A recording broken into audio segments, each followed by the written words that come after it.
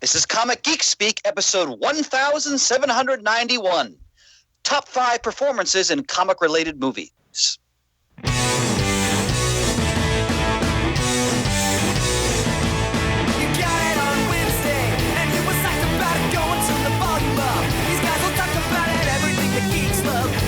Laser beams, opinions like the seasons on everything you read in comics, movies, games, toys, artists, Comic Geek Speak, Comic Geek Speak, Comic Geek Speak, Comic Geek Speak, Comic Geek, uniting the world's mightiest heroes. This is... I'm Ian Levinstein. I'm Adam Murdo. I'm Shane Kelly. I'm Chris Everly.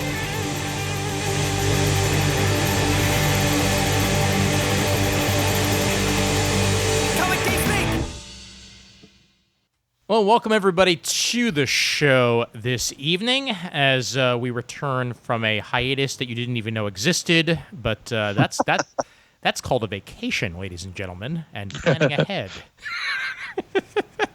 And now we are back, and we are back with another Top 5. Whee! Yes. Top 5. Yep. And A format I think our listeners always enjoy. Yes, they most definitely do. And a suggestion this time around made by Sir Eberly. Yeah, it was kind of by the seat of my pants, but I think people will enjoy it. By the seat of your Brian Crispin? You know, Ian, I want to get in the car now and drive upstate to Kellerman's and go to the Borscht Belt. God, I missed you. And in fact, you know, the fact that you were upstate yourself, yes, only adds to the allure. Mm-hmm. You know it, sir. You know it. And for that matter, since I did mention him, a happy belated birthday to Mr. Brian Crispin, who just celebrated his birthday a couple of days ago. That's right. 51. The countdown to birthday number 52. 52. I was so Things are just the hook when that happens. Oh my God. I was so proud of myself, Murd, as well, that after I posted about his birthday on the super group, I managed to be looking there at just the right time when there were exactly 52 likes on the post. I hope you took a screen cap. Oh, I did, and I posted it to the thread, and I said, "Job well done, fellas." All right. I think we have a sponsor to address, do we not? We sure do, and we'll hand it over to Murd for that. All right. Thank you very much, gentlemen. Yes, exciting doings here right now for Comic Geek Speak and our longtime sponsor and partner, the Collection Drawer Company, maker of the Drawer Box comic book storage system, the easy access comic storage solution. And it's exciting because they, like Comic Geek Speak itself, are celebrating their 15th anniversary, 15 years of making collections more accessible. And how do they do that, you may ask? Why, it's through the innovative design of their Drawer Box product. And the main difference between a Drawer Box and your standard comics long box is the means of access. Instead of having a lid on the top that you must lift off in order to access the contents, Drawer Boxes open via a drawer that slides out of the front of an outer shell. So with Drawer Boxes, you can stack them up as high as you like, as high as 6 in a stack, and you can still get at the comics in the bottom without having to disassemble those stacks of boxes because you don't need to lift the lid off the top of that bottom box. You just pull the drawer out the front, and your comics are right there. No fuss, no muss. It's really, truly a revolutionary product, and its impact is still being felt 15 years later. It's something that we here at CGS have been using and have sworn by for a long time. And the people at the Collection Drawer Company are now going to, at this time, they are helping to celebrate our anniversary and theirs jointly by offering a special discount to CGS listeners. As a thank you for the support that listeners of our podcast have given them over the years, the Collection Drawer Company wants to celebrate their anniversary by offering you, the listeners, within the continental U.S. I'm sorry, those of you living in Alaska, Hawaii, and or places other than the United States. This is open to the lower 48 only. Starting right now through Wednesday, November 18th, 2020, CGS listeners can get $10 off shipping on each, mind you, each 5-pack case of comic drawer boxes or each 4-pack case of magazine-sized CGC drawer boxes they order. Because they do offer drawer boxes in a variety of sizes for a variety of different collectibles, comics, magazines, LP records, action figures, and more. So you can get $10 off shipping on each 5-pack of comic-sized boxes or each 4-pack of magazine-sized drawer boxes. Even better, your volume discount of $1 off per drawer box for 25 or more purchased and $2 off for each drawer box per 50 purchased also applies. So this is a great opportunity for you to stock up. Just buying, the more you buy, the more you save is one way to put it. And you will be saving $10 on shipping. All you have to do to take advantage of this offer is to go to their website at collectiondrawer.com. And when you place your order for drawer boxes, be sure to type the magic phrase, Happy Anniversary from CGS in the comments box when you order. Now, this discount won't be visible to you right away when you place your order, but it will be applied when your charge is processed, and they will send you a confirmation when they ship. So go to collectiondrawer.com, check it out, tell them CGS sent you. Yes, indeed. Bravo. Yep. And I love the dulcet tones of Adam Murdo giving us promos. I love it. Yes, you're too kind, Ian. Really, this week in particular, you are too kind, because if I had made more use of my dulcet tones, we might not need to be recording this right now. Nerd nonsense. Your sonorous voice is welcome in any capacity. It's all good, brother. The It's all time good. bubble had a scheduled stop this week, but it had engine trouble out in the Times stream somewhere, and so the rest of CGS answered the clarion call, and here we are doing a regular episode, and we're going to have a damn good time doing it. Yes, we are. Amen to that, man. And whenever that time bubble happens to make a stop, we'll be happy to hear it. Hopefully before the end of the month. I'm making progress slowly. Excellent. And hey, we hadn't heard from each other in about 2 weeks' time, so it's good to talk to one another. I just wanted to be so bold to just explain to the listeners how we're going to approach this particular topic, because as we mentioned, we just kind of came up with this very quickly. We've all agreed that we're not going to bring in performances from television, which of course is more relevant than ever now with all the streaming shows that have been on in recent years. That's a whole other episode in itself. Oh, yeah. Essentially. Yep. So we're just focusing on the realm of cinema here. And of course, comic-related performances could mean not just superheroes, any kind of movie performance that was based on a comic book property. Yep. So we can go wide and far with this. I'm really excited to see what people have come up with. Yeah. I've certainly not limited myself to superhero performances as well. Whether it be my alternates or whether it be what I wind up choosing for my top 5, I do have a bunch in there that are away from the superhero genre. All right. Let's remind people that when we do this, we kind of go around the room, so to speak, and we each give our selection, and then we come back to each person. They elaborate a bit on what they've chosen. Yep. Most definitely. And also a note to listeners, because I'm sure there's going to be at least somebody who mentions it. Yes, Murda's back in PA, and yes, what sounds like that train whistle is back in the background. That's just part of the recording ambiance that you get with Murda in his house. Oh, well, I didn't even realize that there was a train whistle-like sound in the background. It comes and goes, sir. It comes and goes. But I've as someone who is the producer on these episodes, sometimes it's a little bit more audible than not. But I actually kind of find it kind of pleasant, to be honest. It makes me feel like I'm on an Amtrak. Yeah. Well, yes, I don't know what the sound actually is, but I'll tell you this. I'm at the Christmas barn right now as we're recording. And if I were at my apartment and you heard a train whistle-like sound, it probably would be a train whistle, because I live like 100 yards from a very active freight track. That's true. Very good point. What I'm thinking is it might be if the heat's coming up in the barn, maybe it might be a pipe. That's the only other thing that I can think of. Yeah. Well, it might be the creaking of the chair I'm sitting in too. That could be. Well, that could be. That could be. Well, either way, it's fun. All It's right. like listening to rain ambiance. on the rooftop. Yes, it does. All right. We'll begin with our It's rustic, etc. yes. All right. Well, let's begin with our number 5 pick. Well, way back in my day, when we picked those moving pictures. Hey, you whippersnapper Shane, why don't you go first? What's your number 5? Oh, geez. My number 5. Well, I'm going to say Alec Baldwin from The Shadow. Nice. I absolutely love that movie. Yeah, I had a feeling it was going to be on your list somewhere, so I'm happy that it showed up one way or the other. Merge or number 5? Jim Carrey in The Mask. Ooh, that's a good one. Somebody stop me. My number 5, Paul Giamatti as Harvey Picar, American Splendor. Okay, I got to say something.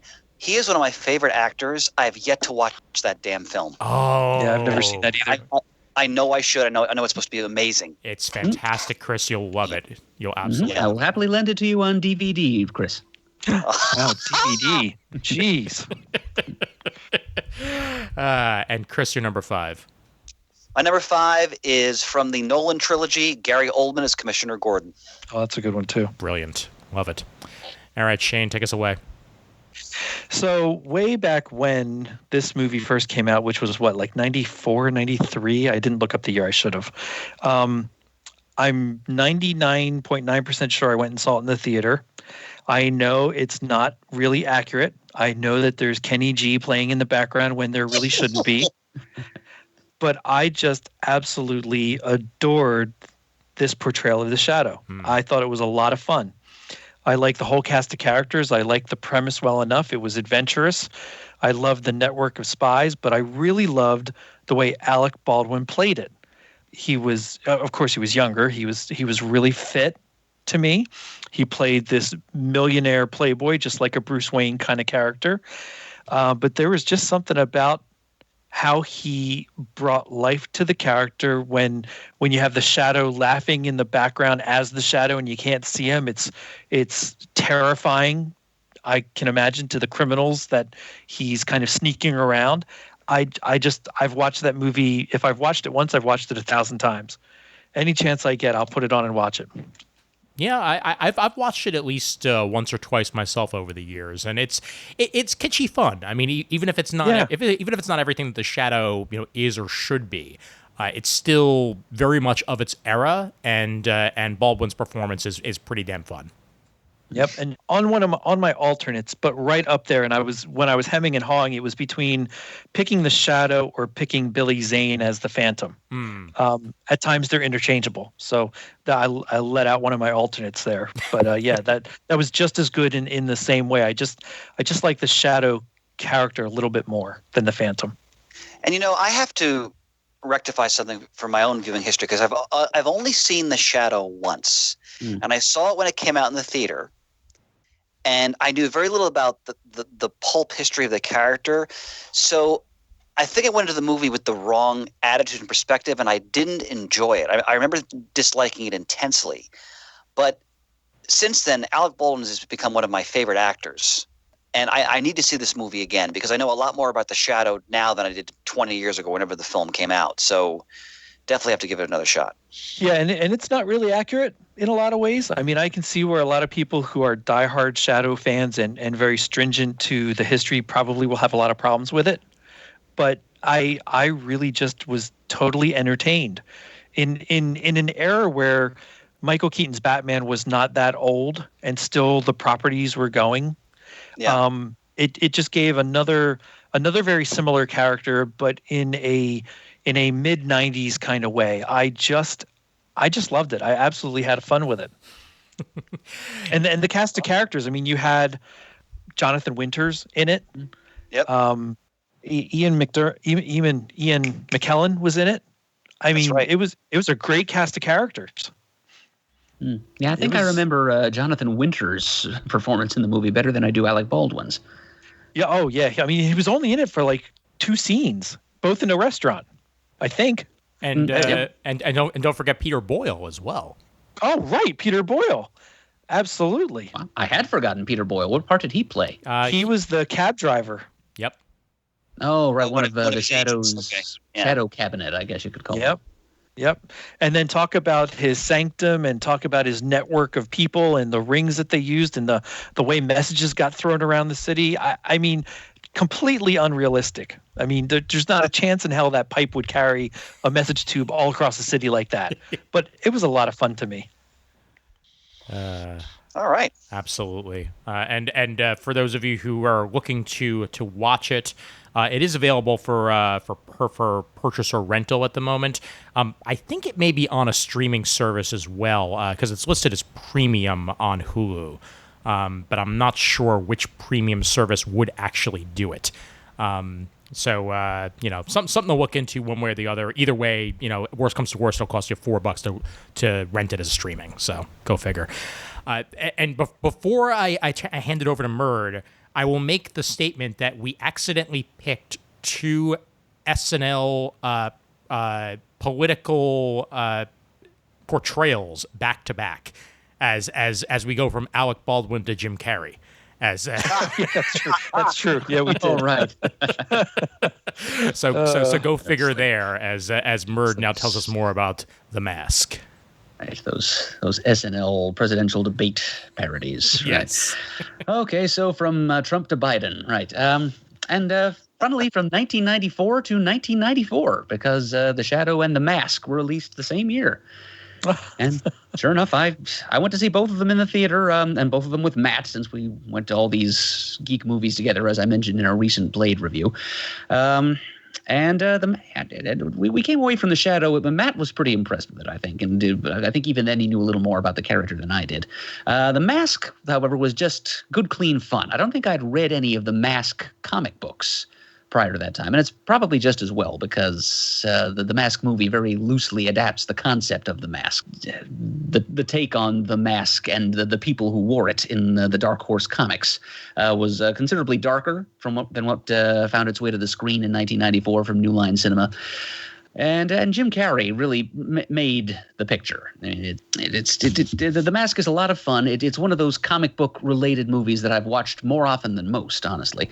And it's just a hoot. And Jim Carrey's the reason why. This living cartoon character that he becomes when his character Stanley Ipkiss dons that ancient Norse magic mask and turns into this green-faced, shape-changing human dynamo.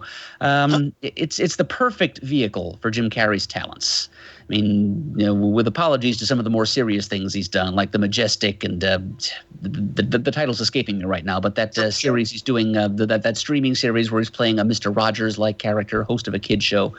I've heard good things about that. But early in his career, he was the rubber-faced, silly voice guy, and he plays that to the hilt and uses it in a variety of of different comedic ways. It's really a comedic tour de force as far as very broad, physical, slapstick, cartoon-inspired comedy goes. He's just like a human whirlwind doing various celebrity impressions, everything from Desi Arnaz to John Wayne. I think there was a little bit of Elvis in there. Yeah. And so between his natural talent and the special effects, it's a really good fantasy romp. We won't talk too much about The Son of the Mask, the semi-official sequel. It had no Jim Carrey and as such had no moxie. I've never actually even seen Son of the Mask, and I'm in no hurry whatsoever to. But the 1994 original, great fun, and although it's not exactly a dramatic tour de force as a work of comedy, Jim Carrey gave it his all, and it never ceases to entertain. Absolutely, yeah. And the Showtime show that you're thinking of is called Kidding, by the way. Yep. Yeah, I watched the first season and really enjoyed it. Haven't gotten to the second season yet, but that is the second and final season, as the show was canceled earlier this year.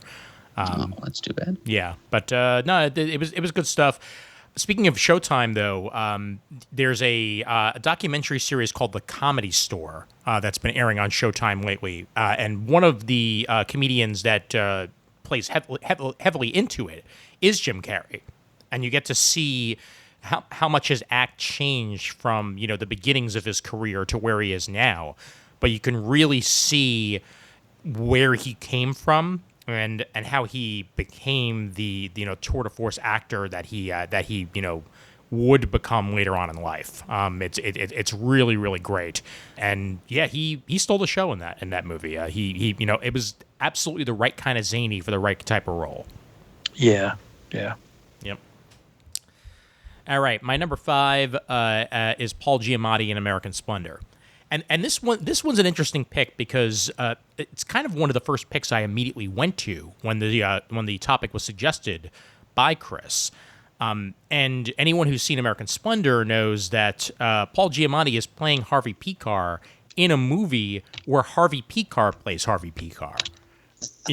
Because that's the type of comic book American Splendor was. That's in turn the type of movie that's made here. As Harvey is essentially narrating his own life, and then Paul Giamatti is playing Picar in the dramatic sequences of said experience. And it kind of goes in and out of that. Like at times you sort of see them fade out of scene, and then they're actors again, and then they're back to playing the characters, and they're just the characters. And it's a very, very fascinating movie in a lot of ways that way. And I love it to pieces. And watching Paul Giamatti play Picar, he just completely envelops the role. He's absolutely the nebbish that Harvey Picar was in real life. He's awkward when he needs to be awkward, and he loses himself in the role. You don't see Giamatti as Giamatti. You see him as Harvey.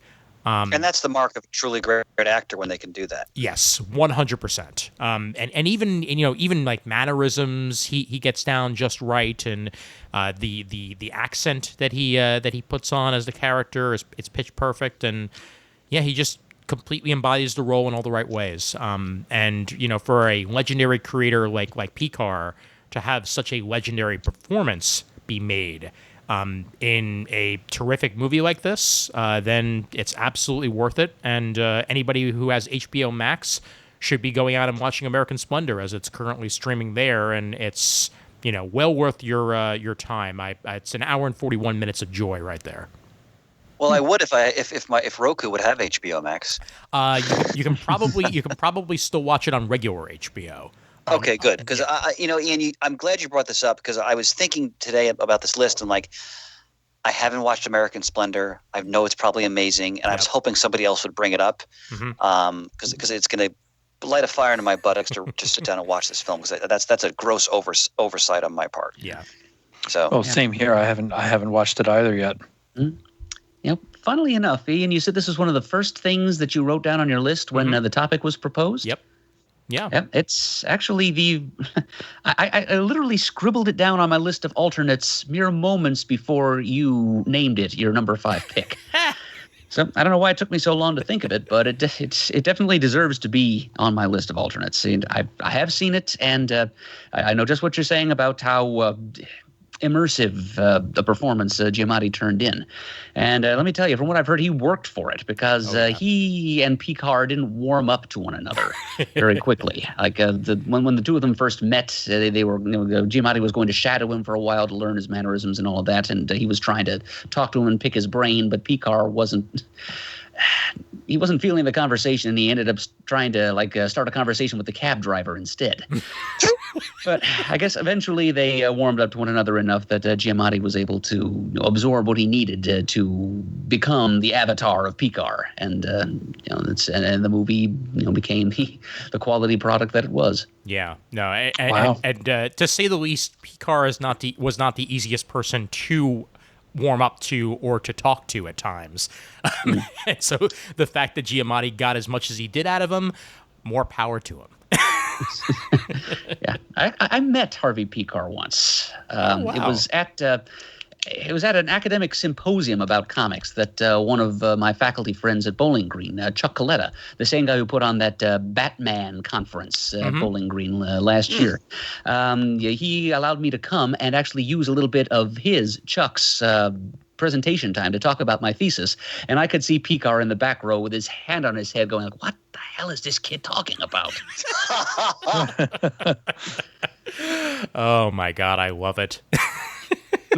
That'll go right up there with the time that I caught Paul Levitz sleeping in the back of a panel room at New York Comic Con. That's good times. All right, and over to Chris. All right. So when I was crafting my list, the criteria I set for myself was what performances in my mind captured the essence of the comic book spirit of the character being portrayed. Because as I was thinking about this, and it was a delightful agony. There are great performances in comic-related movies that I deeply admire, but I don't necessarily think they capture the essence of the spirit of that character. I just think they're all sometimes just a great version of that character. To kind of help me, because there's so many great performances, I said, I'm going to use that criteria for this list. One of the first people who came to my head was Gary Oldman as Commissioner Gordon, because I've always admired Gary Oldman as an actor, going back to when I first saw him in movies like Sid and Nancy and State of Grace, and of course Dracula and so forth. But when he was cast as Gordon, I was so excited because I just felt he would bring that quality that we really hadn't seen yet in the various portrayals of Gordon outside of the animated series that we had not seen in live action. And when they show him in Batman Begins, and he's still in a uniform, and he's putting the coat around young Bruce Wayne's shoulders, I was like, oh, there's Jim Gordon. Like, there it is. Like, right away, I knew that he understood the essence of that character. The way he carried himself, sort of the rumpled demeanor, the glasses, the world-weary air, all of it was there.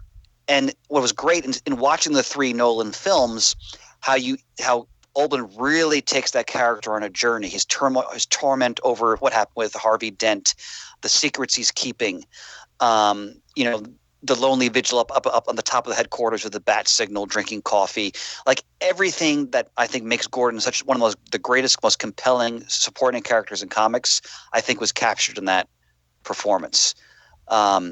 It's one of my favorite aspects of the Nolan trilogy. Oh, yeah. Now, I just watched, I think it was on YouTube of all places, a documentary about the Nolan Batman films. And Gary Oldman, that was not what he was supposed to play at first. I want to say they were looking for him to play Alfred at first. Or something else, and it just wasn't working right. It didn't. There was something about the performance and what Nolan and Gary Oldman were talking about that it just wasn't working.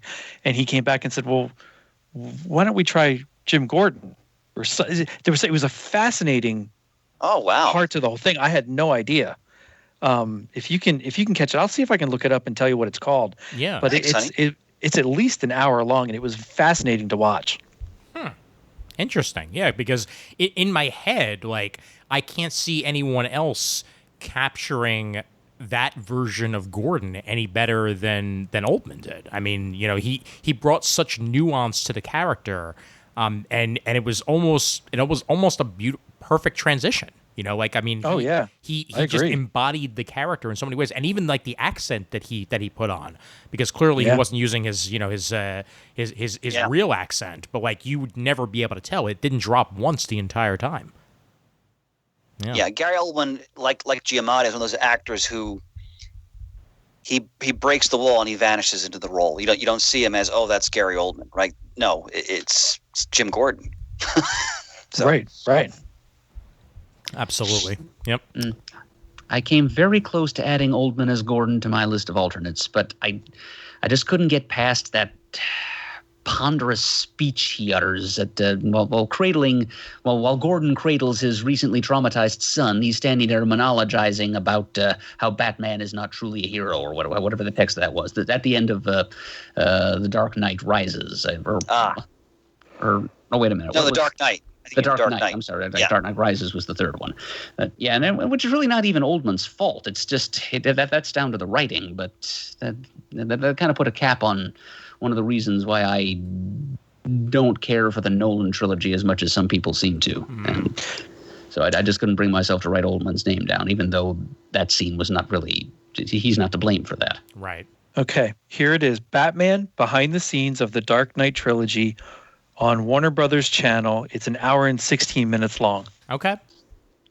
All right, cool. It's actually called Behind the Scenes of the Dark Knight trilogy. Yep. Gotcha. Thanks. Yeah. It's worth watching. Have you watched the documentary about the animated series that's also on that channel? Because I've yet to do so. No. Okay. No, I haven't. Yeah, it came up in my YouTube recommendations not too long ago. Okay. I forget whether it's on the Warner Brothers channel or on the DC channel, but either way, there's like a full hour-long documentary on the making of and production of Batman the Animated Series out there.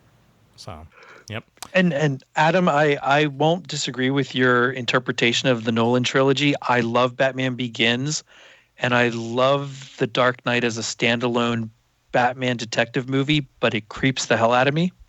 And the third one is not my favorite. So I really love the first one, and the others I don't watch very often. Yeah. Yep. I agree. The first one is the best. It's the only one that I have on DVD. Yep. Yeah. And ready, on to our number 4s. And I will kick things off. My number 4, Chloe Grace Moretz as Hit Girl in Kick-Ass. Okay. All right, Merge, your number 4. Patrick Stewart as Professor Charles Xavier. Excellent. Chris?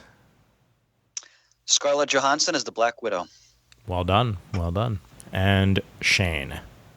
I'm going to pick Ryan Reynolds as Deadpool. Good choice. Yeah, very good choice. Very, very Great good choice, actually. Yep. Mm-hmm. Yep. Another one that I was hoping would get picked by one of us, and I'm glad it was you. Excellent.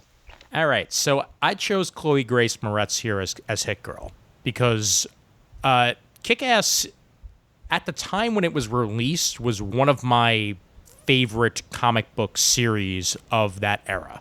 The movie itself was released in 2010. The comics itself was about 2007, 2008, thereabouts, and the character of Hit Girl completely went against the grain of what a girl could do in a comic book, and even like what a quote unquote sidekick could do in a comic book. She kicked ass and she took names, and that was what she did better than anybody. She was the complete opposite of the character of Kick-Ass because, she was actually trained by Big Daddy to be, the strongest, most badass person that she could be. And she pulls it off in spades. And Chloe Grace Moretz chose this role because she wanted to be a, kicking ass and taking names girl on screen. And when she saw this role, she just jumped at the opportunity. Like, I need that in my life. And my God, did she do a good job of it.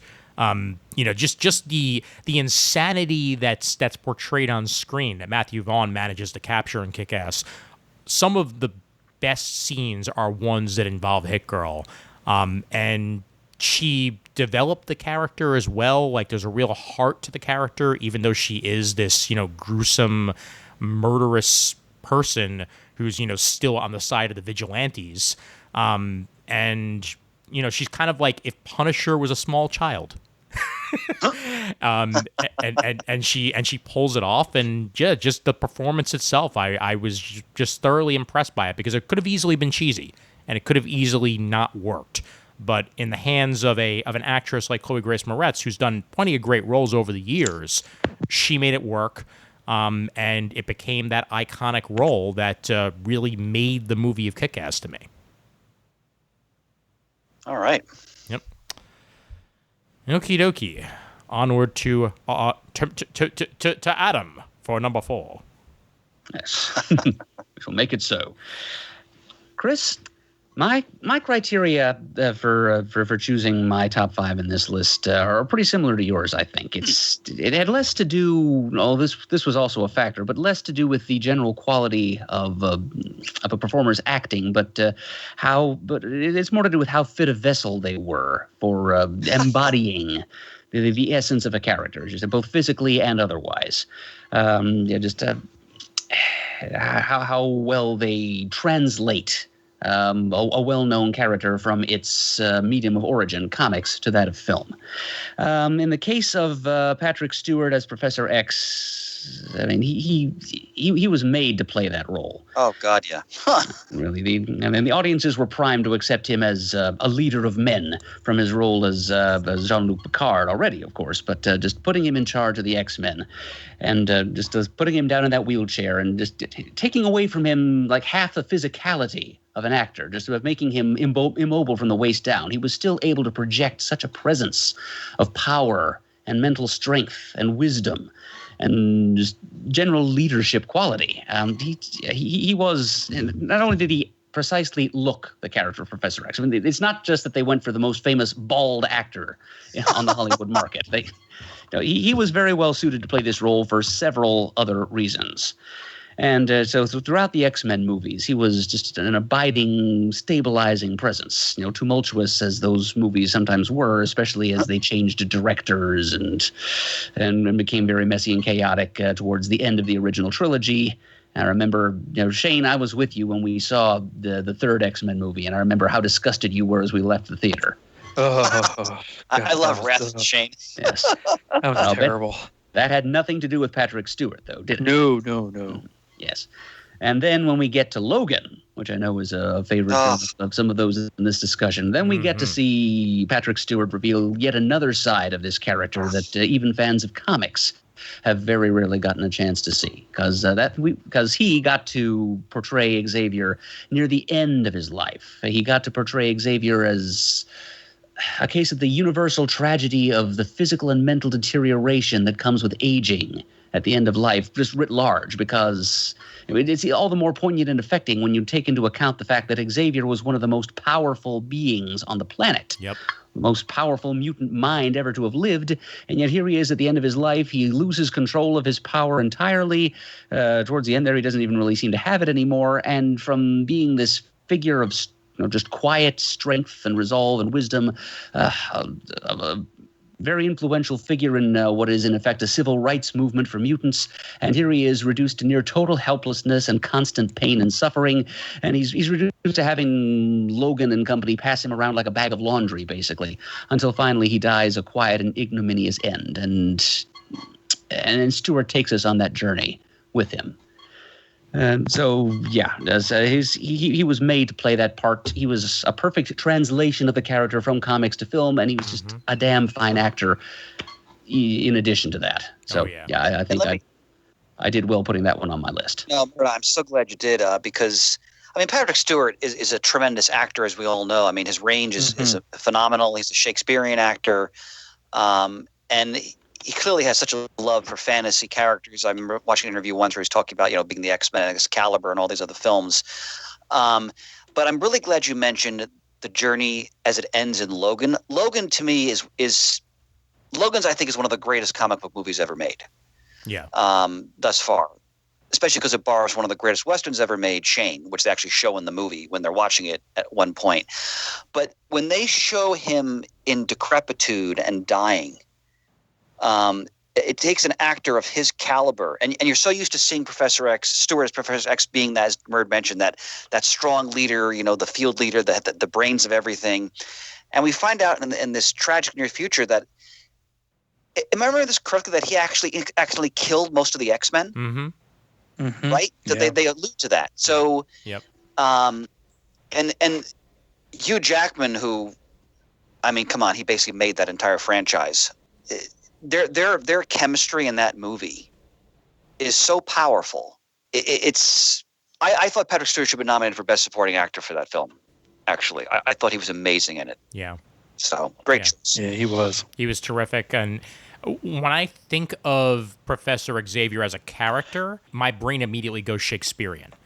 And they chose the perfect actor, not just in look, but also in background, to play Professor Charles Xavier, because, go for the Shakespeare actor to play probably one of the most Shakespearean characters of the X universe.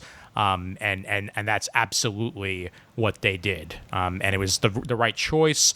And I think you see just how good he is at playing Xavier also in Days of Future Past, when he gets to play against James McAvoy. Yeah.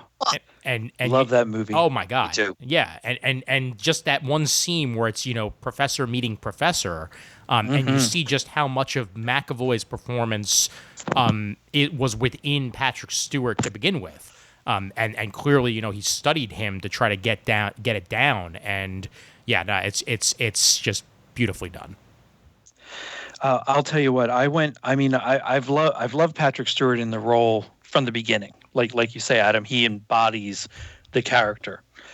But I went and saw Logan the day after my father's funeral.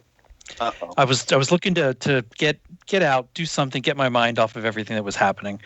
And I got out to the car after the movie and I lost it. It had to be 20 minutes. I'm sitting there bawling because it was such a powerful movie. Yep.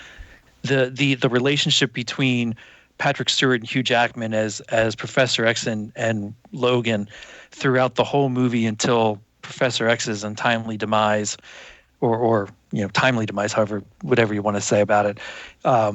It just struck that whole father-son chord with me that is I'm so prone to falling into if I see anything remotely close to it. And I probably should not have gone to see that movie that day. That wasn't the wisest choice that I made, but it was so worth it. It was such a fantastic portrayal. Yeah, it sounds like it was cathartic for you, Shane. So, Oh my gosh, it was fantastic. yeah, I think it was the right choice after all. All right, Chris, you're number 4. So, Scarlett Johansson as the Black Widow, and granted, we're still waiting for her own movie whenever they do finally release it. But when I think about the Marvel Cinematic Universe, and there's so many wonderful performances, but because she appeared in a series of different movies, and what was so wonderful about her performance is that, and I'm sure this was a conscious thing, they clearly developed her character and they took her on this journey where you were always conscious of the baggage that she was dealing with as a consequence of her life as an espionage agent. And throughout that, you really get a sense of the toll that was taken on, that her life has absorbed because of the choices she made and the actions she took. And I'm sure they're going to explore that more in this movie that's coming out because that takes place a bit in the past. But I always go back to what I still think is the greatest of all the Marvel Cinematic Universe films, which is The Winter Soldier. I think hands down it's the best film of all of them. That's my humble opinion.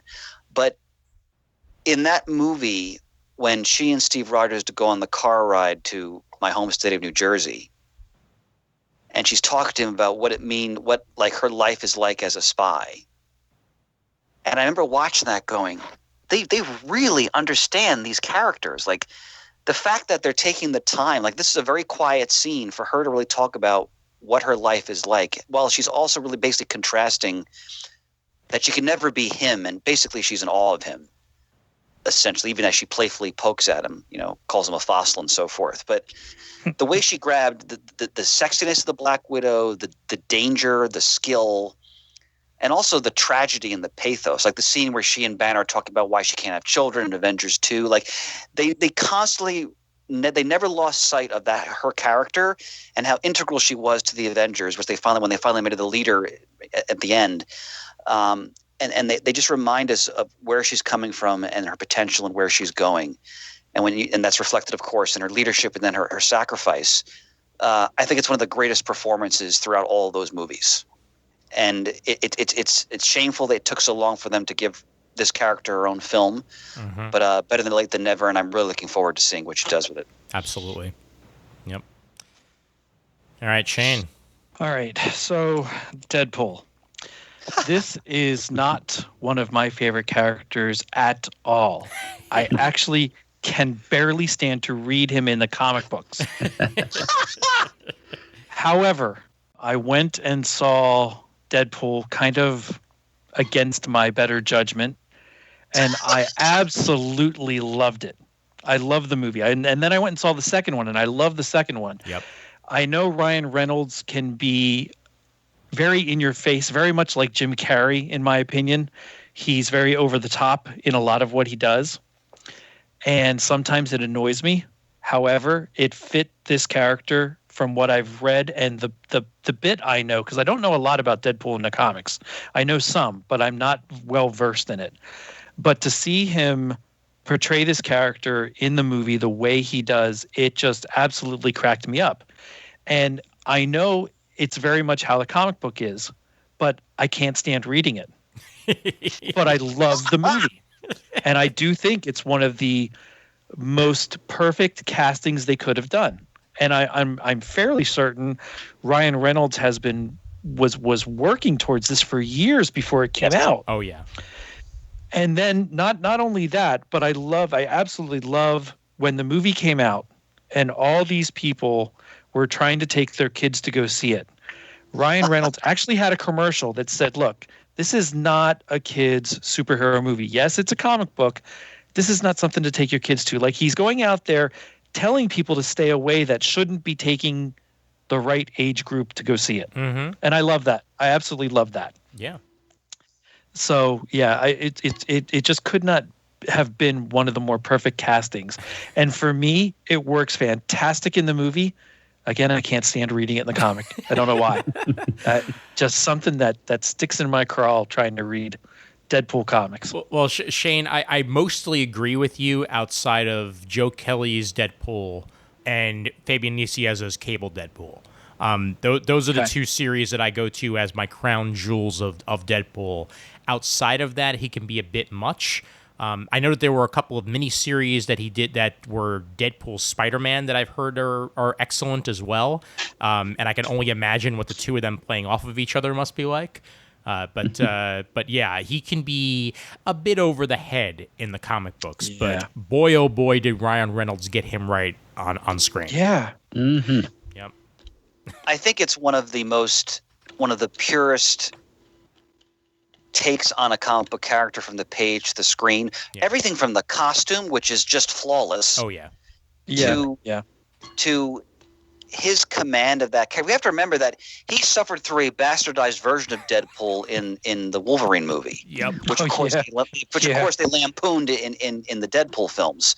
Which made it even better. Yeah, so and then when he got the opportunity to finally play the character as intended, because the Deadpool we saw in that Wolverine movie was just absurd. It had no basis in the character from the comic at all, really. Yep. Whenever I watch that movie, I just get this big smile on my face. I think he's so damn hilarious, entertaining in it, but he so gets the character. And you guys make a good point. In the hands of a certain writers, Deadpool really doesn't work very well because it takes real skill and nuance to capture Deadpool and not go so over the top that you just get lost in a whirlwind. Yeah. Yeah, there needs to be a grounding of pathos underneath all the yucks. Well put, Nerd. Well put. And I agree with Ian. The Joe Kelly stuff is fantastic. Oh yeah. And I remember actually, again, my own little, adoring plug. I remember Christopher Priest did a little black, Deadpool crossover with Black Panther, which was a hell of a lot of fun. But I think it's one of the, when we talk about the essence of something, it's one of the all-time great performances. Yeah. Yeah, and how hard he fought to get it on screen. I remember when they leaked that test footage, the mostly CGI test footage of what wound up being almost shot for shot what wound up in the movie of the opening sequence.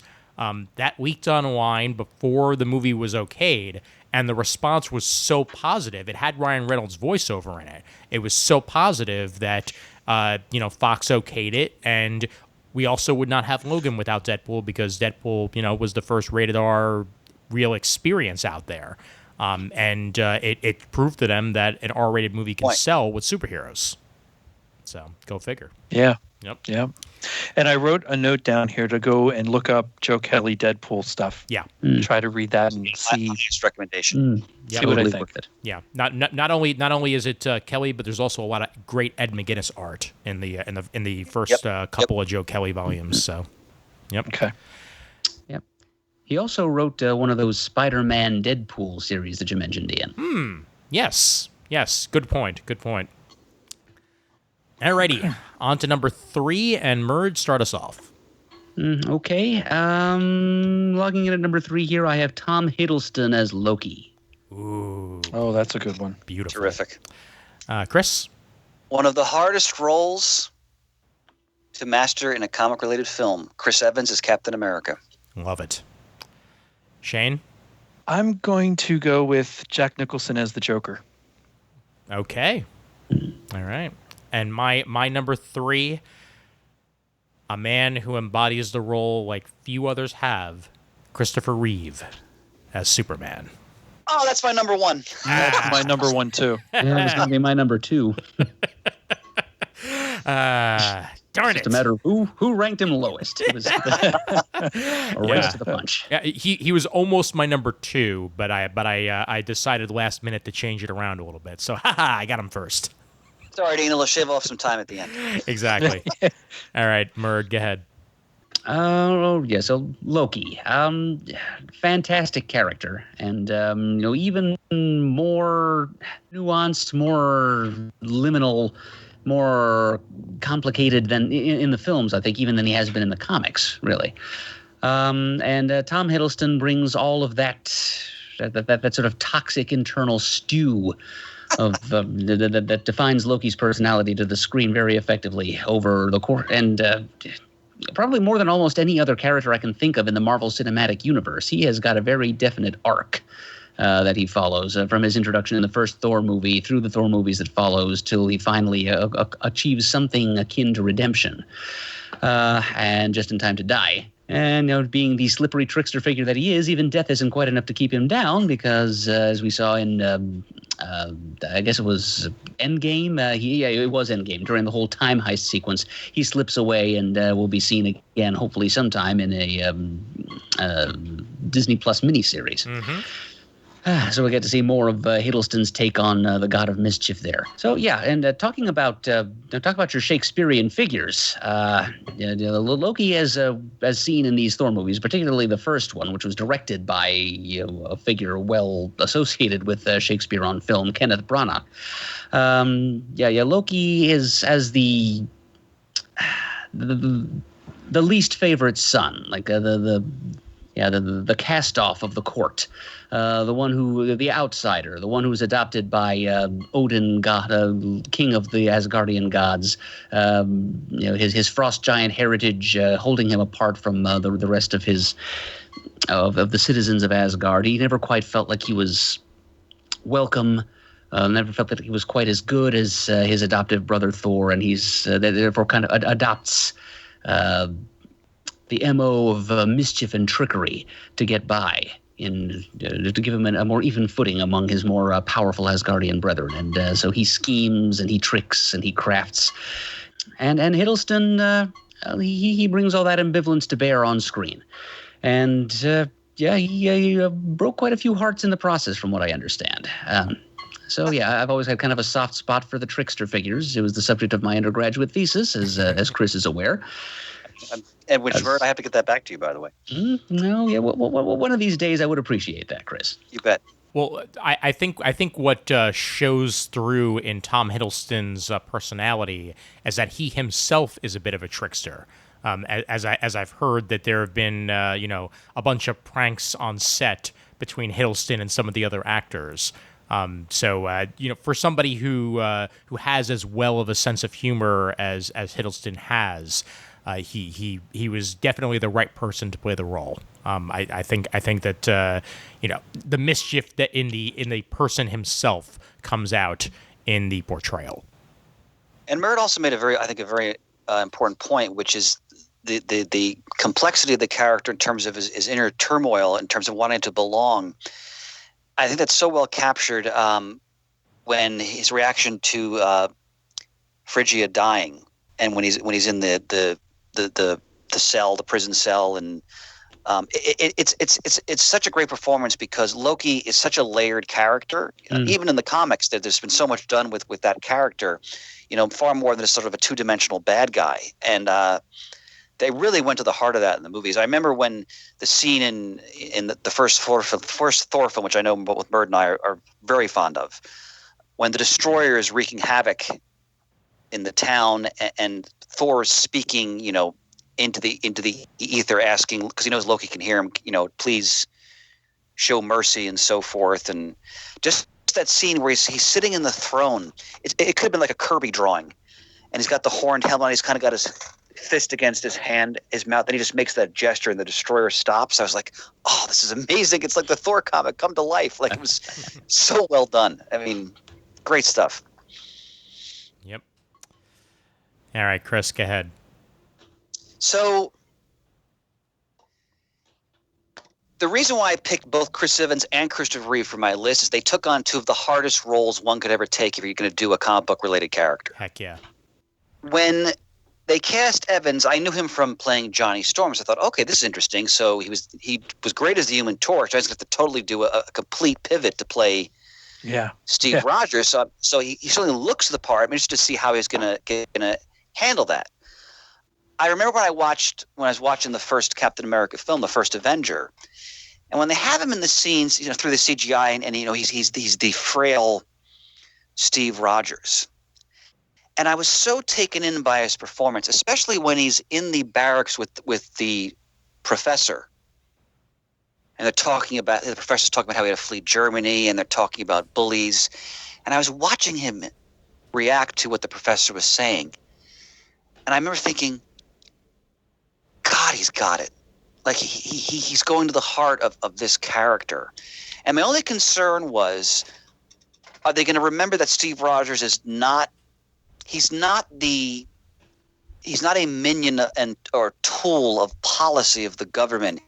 He's the avatar, the icon for the American dream. And he's not someone who's just going to simply obey orders without thinking, because Steve Rogers is a critical thinker. And they really established that, especially in Winter Soldier. And again, like with Scarlett Johansson, you watched Evans take the character through this arc, both trying to fit into the modern world, his turmoil over Peggy, and then he meets Sharon, which they kind of dropped a little bit, but that they carried that through to a point. But in his relationship with the other Avengers, especially the Black Widow and Iron Man, which was so well realized. And what I thought was great was that, and I hope this is a conscious direction, they constantly are reminding the audience that all the people around Steve Rogers are completely in awe of him, and have complete respect for him and will basically follow him to the ends of the earth. And what was so great about Evans' performance is that it could be such a ham-handed take on that character, but he always remembered the subtlety and the nuance. I remember, for example, when the great scene in Winter Soldier, when he's jogging around Sam Wilson, on your left, and he keeps going around the reflecting pool, and then they're talking, and also great credit to Anthony Mackie here, but you believe their chemistry right away as Captain America and the Falcon, and just the sheer humility of Steve Rogers. He says, he takes the notepad, so I'll add it to the list, Marvin Gaye, Trouble Man, like he's trying to fit in, and there's that confidence, that self-assurance, because he's the ultimate leader, but he never rubs it in your face, really. Yep. Essentially. And the other one more thing comment I'll make, the scene at the end of the Avengers where he goes to the therapy group where people have lost someone because of the blink, and the way he's talking, and you're thinking like, okay, these regular people are in a therapy session with a living legend, right, who is this legendary icon in this world, and he's so at ease that he's talking to them about his own struggles, and you can see that they're all listening to him, and they're not uncomfortable, even though they're talking to frickin' Captain America about their own personal grief and demons. I think it's an amazing performance throughout all these movies, because it's such a hard role to play, because you're playing this iconic figure, and he never forgot the humanity. Even like when he says to Sharon Carter, like, you want to come in and have a cup of coffee, he never forgot the humanity and really the pathos of that character too, because he's totally a man out of time. Like he said, like, everybody in my barbershop quartet's dead, so no, I didn't do anything on Saturday night. I think it's a monumental. It's one of the greatest performances, I think, in all of those films. No, I completely agree with you. Another thing, at the same time frame when he says about the barbershop being dead, is when Scarlett Johansson's trying to have him set up with the one woman in Shield, and he's like, well, she's got that piercing or something. He's like, I'm not ready for that. Like, there's just something about his innocence and what he is and is not ready for, while still protecting what's right all the time. And you see that again. I have to go back to the Winter Soldier because I just revere it, but when he has that conversation with Fury in the helicarrier base, he goes, look, this is about fear. It's not about freedom or whatever buzzwords are being used, and that's Captain America, right? Yeah. He's not like the robotic flag waver who's going to go do what the government tells you. Like, no, wait a minute. Or like when he meets Robert Redford in that great scene when they meet for the first time in the headquarters, and you can tell he's totally not buying Redford's whole line. He's not at ease with anything. It's a definitive portrayal for me. Yeah. I'm with you until the end of the line. It's lines like that just made it for me.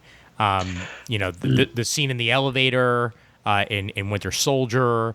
I mean, I could do this all day. Just so many pivotal moments in so many of the Marvel movies that you can point to that you can go back to Evans for. It's just it's so beautiful. Well, and I love when he wakes up from his I guess coma and says, "On your left." Yep. I love when he does the therapy, but I love that he does it because he's lost Falcon. Yeah.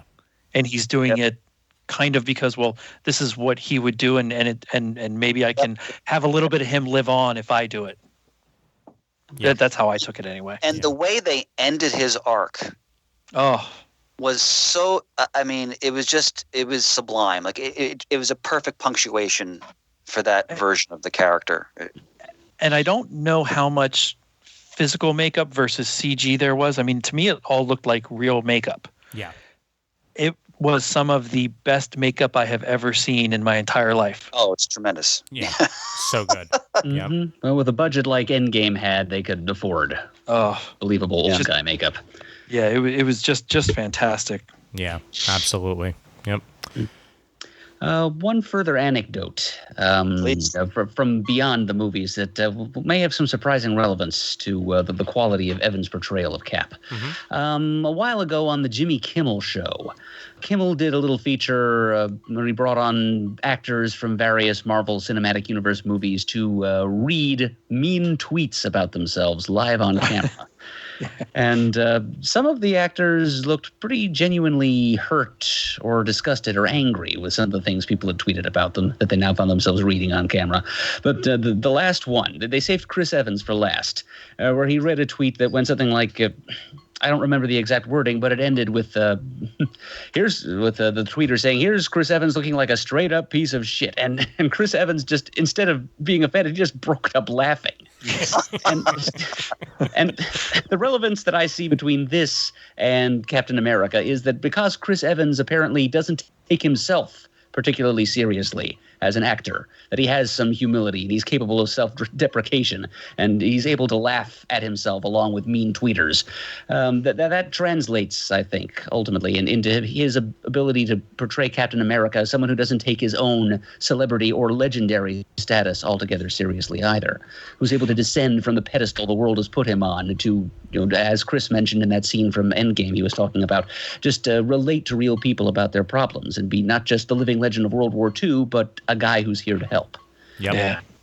And I'll agree with you, Adam. He there's a clip from the Ellen DeGeneres show that he and the actress who plays Scarlet Witch, Olsen.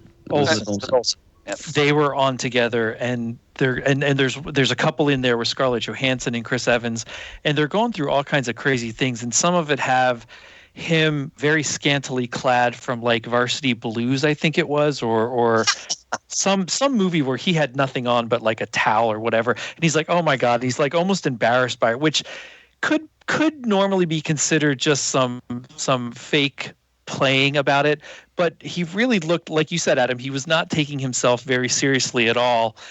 It's just a hilarious couple clips in the same vein as him reading these mean tweets. So if you ever get the chance to watch it. And if you haven't seen him in Knives Out, he's fantastic in that. He plays a complete shitheel. Oh, and he does it clearly with great relish. Yes, I loved every minute of it. I love that movie. That was great. Yeah, Sure is. He's also on an Apple TV Plus show called Defending Jacob. And I can't watch that. yeah, it's I'm sure it's great, but I won't watch that. that fair enough. I mean, the subject matter itself is hard for some Yeah. people, but the fact that he has to find out whether or not his own son is a killer. Yeah. But he's excellent in it, and it's a complete departure in some ways, but at the same time, completely within his wheelhouse. It looks like such a good series. I just can't bring myself to watch it. No, fair enough. Yeah. All right, Shane, over to you. All right. So I know that many, many, many people over the years really at times don't like Jack Nicholson's portrayal of the Joker. I know that it's not necessarily traditional to what you would think of in the comic books. They change a lot for the movie. They give him a name which he's never had, and that has subsequently followed him in a lot of ways. That he was Jack before he was the Joker. But there's something so special about that 1989 film that when they announced who was cast in these roles, I thought, oh, no, I don't know about this. And they got Jack Nicholson. I'm not sure how they did it. They got Michael Keaton. He just doesn't seem like the part to me. But then to watch Jack Nicholson grow into this character, and even though there are things about it that I do think are a little bit out of character, especially in the beginning before he becomes the Joker, once he falls into the chemical pit and once he goes batshit crazy and does things in the art museum and dresses up in the black and white outfit with the weird painted lips and the top hat at City Hall, goes through the parade. There's just something about when I think of the Joker, I think of Cesar Romero from the TV show, but we're kind of excluding, even though there was a Batman movie, I kind of kept that with the TV verse. Mm-hmm. And Heath Ledger's portrayal is absolutely fantastic, but again, so terrifying to me that it scares the living daylights out of me. Jack Nicholson is that fine line to me between serial madness, killer, murderer, and comic book craziness. That it blends so well to me in that movie that I get a kick out of his portrayal. I think you're right on the money with that. Yeah. And I can't believe that he would have done it in the first place. I always considered him so much more serious of an actor. I know he did The Shining and he was crazy in that, but this was something that totally blew me away and just added to, as I saw that movie the first time, June of 1989, I think it was the 20th or the 21st. It might have been a midnight show on the 20th. God, I can't remember anymore. It just blew me away. I mean, I saw that movie in the theater 7 times, and Jack Nicholson was a big part of that. His portrayal blew me away. Yeah, we can't overstate enough what a phenomenon that movie was when it came out. Oh, sure. I mean, that swept the nation. I mean, in terms of its impact. I mean, Tim Burton's directing and Anton Furst's design work. You had what's his name doing Prince music, the music, Prince music, but even the score, the oh my God, I can't. He was Danny Elfman. Danny Elfman's score, and then not to mention Michael Keaton, who would never to me look like that part, but did so good in it, and Jack Nicholson coming in. It was such a nexus that it is such a special movie to me, and the fact that I was 17 and old enough to see it on my own and be into comic books for years, it just hit at just the perfect time for me. In a lot of ways, it was my movie version of what I felt like with the Giffen Justice League. Just special convergence of everything going right at the right time. No, that's. I think it's also important to point out that and I'm just piggybacking your point, Shane, is that when you watch Nicholson's performance, he just brings in different sort of versions and elements of the Joker, kind of puts them all together, and then it's his own spin, basically. So I thought about him and Heath Ledger for my top 5, but I pulled back a little bit because I figured somebody else would probably bring them up, but also I see those performances more as inspired versions of those characters. But they're both amazing, and it again speaks to just the power of the Joker concept that we've got people have won Oscars playing that character now twice. Let's not forget Joaquin Phoenix. Yeah. All these different interpretations of the character of Mark Hamill, Cesar Romero. I mean, you know. Well, and I had him right on there, but I kept that with the cartoon. I know the Mask of the Phantasm was a movie. I saw it in the theater. Mm-hmm. I loved it, but I really kept that with the animated series itself. That's fair. Yeah. Alrighty. So my number 3 is many other people's choices. So I'm going to make my thoughts brief, and then the rest of you guys can go nuts on it if you'd like. But talk about a guy who captured a character like no other. That is Christopher Reeve. I mean, and a specific Superman. You know, like the 60s and 70s Superman, I think that is Christopher Reeve to a T. One that is just, you know, straight edge, but at the same time also manages to be two separate characters in Clark Kent and Superman, and talk about how Christopher Reeve got both of those perfectly. I mean, completely different portrayals for both, how he would slump over to be Clark Kent, and then he'd be standing all strong and suave for Superman each time. The smile at the camera in space, and it just captures the joy that he is having, not only playing the character, but also the joy in Superman himself. Because that's something that I feel like gets lost in a lot of portrayals of the character, is that he is a overall joyful character, even with all the sorrow that he's had in his life, and even with all the downturns, because of the way he was raised and because of the positive nature of him as a character. He is a positive person, and Chris Reeve just captured that, nailed it 100%. No one feels stronger than him on screen, like nobody. And I mean, they didn't have to do it with fake padding or anything like that. They didn't have to do it with armor or special effects or what have you. He looks strong, and he knows how to carry himself on the screen to make himself be strong. And you will believe a man can fly when you watch Christopher Reeve fly. Even if the special effects aren't that great at times, he's still flying, and he's still, a man outside of his world that is still within his world. And just so many great things that Christopher Reeve was able to characterize on screen and make work. He is Superman, and that's why he had to be on my list. Well, I'm obviously, Ian, I echo everything you said. I mean, we've talked about this movie and Reeve's performance many times on this program. Oh, yeah. Yeah. And for me, it's still my favorite comic book adaptation of all time. And what a thrill when a bunch of us went to see it. It was released in theaters briefly. I think it was. I was going to bring that up. November of last year, maybe. Might have been 2 years ago now. 2 years ago? Okay. And what a thrill to see it on the big screen again. But and I've mentioned this before, and Ian referenced it a little bit, I always go back to one moment in that movie.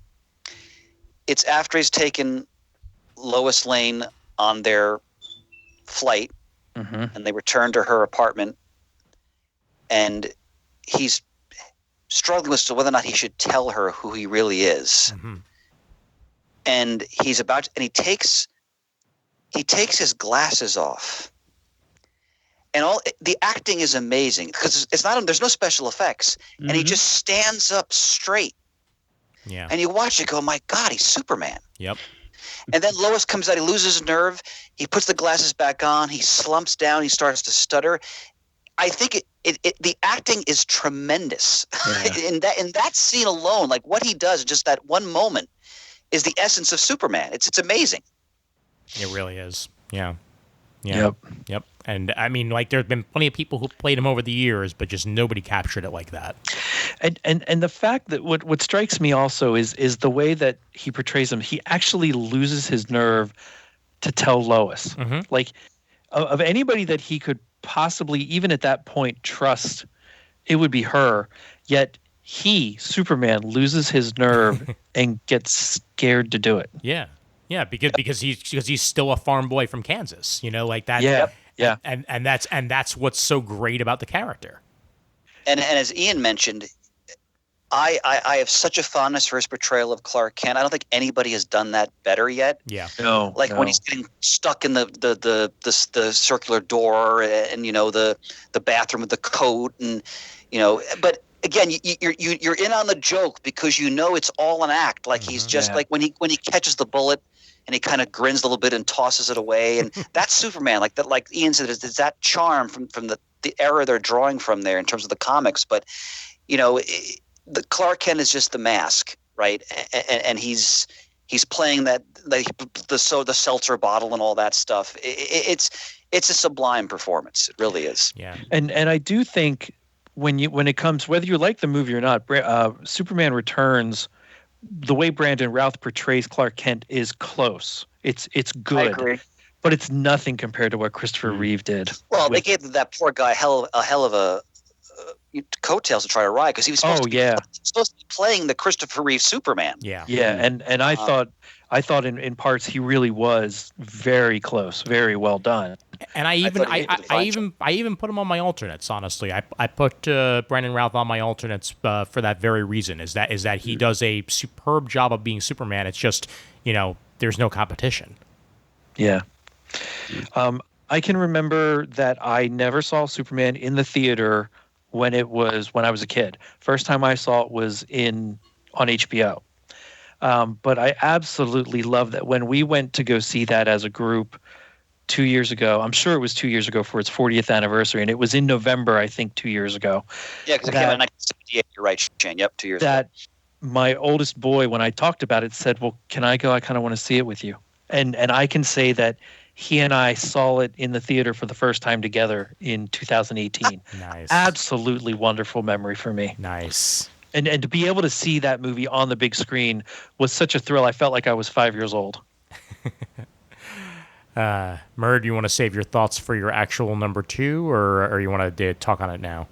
I may as well hop on now, although you guys have covered the matter very well so far. There's not much really for me to add. I mean, I agree with a lot of the points made, most particularly the way Christopher Reeve embodied the joy of the character, which, as you said, Ian, is too often missing from other portrayals of the character. It's something that a lot of people seem to lose sight of, whether on the writing end or the acting end. I mean, that I think more than you're right that he has big red boots to fill. Did Brandon Routh in Superman Returns, but just the way the character was written, too many people nowadays seem to want to play Superman as grim and troubled and haunted and withdrawn, like he feels the weight of the world on his shoulders, and being Superman is like a curse, and it's just this poor forlorn heroic icon with no place to go and nowhere to be himself in this ever darkening world. But none of that comes through in Christopher Reeve. Christopher Reeve shines like the yellow sun through all the darkness of the world, even in 1978. And he just gives you that smile and a wink out at the moviegoer, which is definitely the essence of the Superman of the 60s and 70s. And the 60s in particular, a lot of Superman stories literally ended with Superman grinning and winking up at the reader. So Christopher Reeve brought that across, and also the other side of being Superman, some of the angst and the torment and the crushing, never-ending loneliness. I mean, we get to see a little bit of that in that scene where he discovers Lois Lane after arriving just a little bit too late to rescue her from being smothered underneath, swallowed up by the earth and suffocated. And then Chris was saying earlier how much Christopher Reeve acts just through his subtle facial expressions and body language when he's just huddled there over her lifeless body, and his face just kind of twitches and in paroxysms of emotional agony, and finally he lets out with that primal scream and launches himself spaceward and does that thing that Superman really shouldn't be able to do, and reverses time by spinning around the earth pretty fast. It doesn't even matter that Superman's powers don't extend in that direction. It's the emotional weight of the moment, and that is Reeve. So he brings through not only the joy and the grandeur and the majesty of the character, but also that side. And also the remarks all of you made about the way he portrays both Clark Kent and Superman, those are also well stated and well taken. Mm-hmm. So yes, it's hard to imagine a better example of someone embodying a comics character. Although I imagined at least one other, because you may remember Christopher Reeve's Superman was only number 2 on my list. So we'll see All right. what I have in store for number 1. Well, here we go. And knowing what Murd's number 2 is, we'll go ahead and ask what Chris's number 2 is. Chadwick Boseman, the Black Panther. Oh, that's a good one. And that's Excuse me. and that's the entire reason why he's not on my list, because I knew he was going to be on yours. So fantastic. Thanks. Lou. My pleasure. My number 2. Get me photos of Spider-Man. Jake. And that's an my excellent number 1. There you go. You hit on it. Wow. J.K. Simmons, J. Jonah Jameson, Spider-Man. Heck yes. Talk about the essence of a character. Wow. You ain't kidding. And Shane? Well, I've rearranged my list because I'm going to pick somebody else for number 1. I'm going to say Robert Downey Jr. is Iron Man. And that was going to be my number 1. So well done. We've officially stolen each other's things. Which means I get to pick a different number 1. So there we go. Love it. All right, Chris, go ahead. Well, I won't drone on too much, because I've talked about this actor's portrayal of T'Challa many times in this program. But just again, when I think about capturing the essence of a character from the page to film, this is one of the great performances. I remember when he first portrayed the Black Panther in the Civil War film, and in his just the first few scenes, the way he carried himself, the way he spoke very calmly, almost softly, while still radiating immense power and authority. And I was like, oh, this is it. Like, they got it. They read the source material. Like, this is it. Mm-hmm. And I remember there's a moment in Civil War when he's walking with his entourage to his limo, and he's with the Dora Milaje bodyguard. And the Dora Milaje gets into a bit of a tiff with Black Widow, and you think they're about to actually throw down. And T'Challa's just standing there, just like a half smirk on his face. And I'm thinking, okay, again, like, that's the character, because he could take control of that situation in an instant if he so chose, but he's just kind of letting it play out, and just kind of watching. And again, there's the master strategist, the tactician, the man who's constantly 3 steps ahead and always in control. And then when we get to the eponymous film, I mean, what else is there to say? I mean, there's certain portrayals of comic book characters, while they're really fun, like I said, there are versions. This was a portrayal that is that character. Yeah. And again, when we talk about his passing and what a blow that is in so many levels, and I'm speaking now strictly from a fanboy perspective, I don't know who else they're going to get to play the Black Panther, if they even will at all. But the shoes to fill are epic. Oh my god! I can't even imagine trying to recast that. It's one of the great. In this type of list we're talking about, it's one of the great performances. It's that character as realized by Lee Kirby, Don McGregor, and Christopher Priest come to life. It's a thrill every time I watch it. Well, it's just like, I don't think we're gonna have people play, Iron Man or Captain America again anytime soon, other than those who Anytime played soon, them. Yeah. I think it's gonna be a solid 20-25 years until we get another Black Panther. When they decide to reboot the MCU or what have you. We might very well get Shuri in the role, and that's great. Talk about that. Yeah. But Chadwick Boseman was T'Challa. And is T'Challa, period. I was so happy to see that movie be nominated for Best Picture, but I wish he'd been nominated for Best Actor. I really do. I think that's how damn good he was in the role, and getting everything down, every single bit of it down, just perfectly. Loved it. Yeah, the Academy members wouldn't be familiar with what we're talking about in most cases, so they probably wouldn't have realized that. Yeah. But yeah. And it's a towering performance. I never freeze. I absolutely love this scene, and I know I've said it many times on this show before. I absolutely love the scene in Civil War when they're all getting together to sign the Accords and T'Challa's talking to T'Chaka. I absolutely love that scene. Yeah. Yep. It's fantastic. Oh yeah. Fathers and sons. Mm-hmm. Absolutely. Yep. All right, let's move forward to my pick, and it had to happen.